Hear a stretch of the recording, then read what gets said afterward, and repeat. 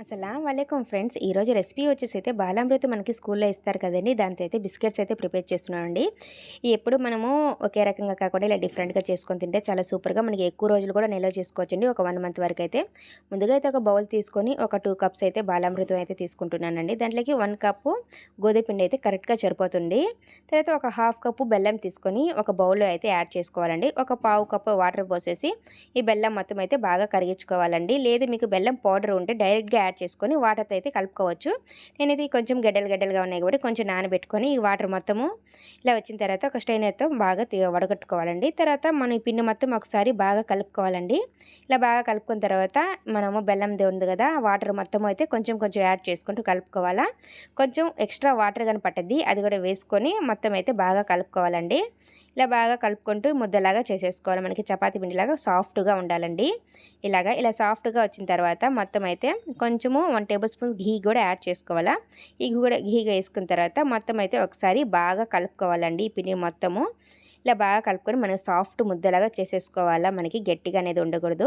చూసారా? ఇలా సాఫ్ట్‌గా వచ్చేసిన తర్వాత మనం ఇప్పుడు చపాతీ పిండి ఉంటది కదా! చపాతీ కర్ర దాంతో కొంచెం ఘీ అప్లై చేసేసి మొత్తం అయితే స్ప్రెడ్ చేయాలండి. ఇది మనకి అతుక్కోకుండా ఉంటాదని మనకి సాఫ్ట్‌గా వచ్చేస్తాయి. తర్వాత ఈ బాల్స్ లాగా ప్రిపేర్ చేసేసుకొని కొంచెం కొంచెంగా ఈ మొత్తం అయితే ఇలా రుద్దుకోవాలండి. మరీ హార్డ్‌గా లేకుండా కొంచెం స్లోగా రుద్దుకోవాలా. ఎక్కువగా రుద్దేయకూడదండి. అదని మనకి కరుసుకుపోతుందండి. ఇలాగా స్లోగా రుద్దుకోవాలండి మొత్తము. మరీ లావుగా లేకుండా, మరీ పల్చగా లేకుండా అయితే రుద్దుకోవాలా. తర్వాత ఒక నైఫ్ తీసుకొని మనకి ఏ షేప్‌లో ఇష్టం ఉంటే ఆ షేప్‌లో అయితే కట్ చేసేసుకోవడమే. ఇలా మొత్తం పీసెస్ మొత్తం కూడా కట్ చేసేసుకోవాలా. ఇలా మొత్తం కట్ చేసుకొని చూసారా? ఈ థిక్‌నెస్ అయితే మనకి కరెక్ట్‌గా సరిపోతుందండి. మరీ లావుగా లేవు గదా! మరీ పల్చగా లేవు గదా! ఇలా కట్ చేసుకున్న తర్వాత ఒక పాన్ పెట్టేసుకొని గ్యాస్ మీద కొంచెం ఆయిల్ వేసేసుకొని ఎక్కువ వేసేసుకున్న కొంచెం కొంచెం వేసేసుకొని ఫ్రై చేసుకోవాలండి. మరీ ఎక్కువగా ఒక్కసారిగా వేసేసుకోకూడదు. కరుసుకోపోతాయి మొత్తము. మనకి ఫ్రై అవ్వడానికి గూడా ఫ్రీగా ఉండవు.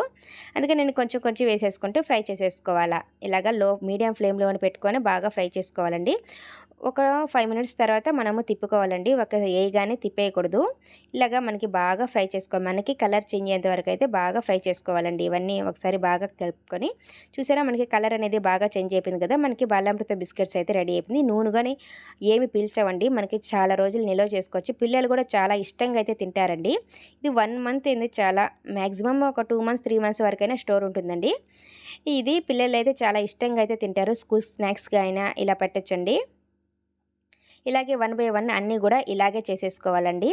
మనకి ఇంకా బాదంతో బిస్కెట్స్ అయితే రెడీ అయిపోయింది. మన ఛానల్‌ని ఎవరైనా ఫస్ట్ టైమ్ చూస్తుంటే సబ్స్క్రైబ్ చేసుకోండి ఫ్రెండ్స్. అలాగే లైక్ కూడా చేయండి ఫ్రెండ్స్. బాయ్.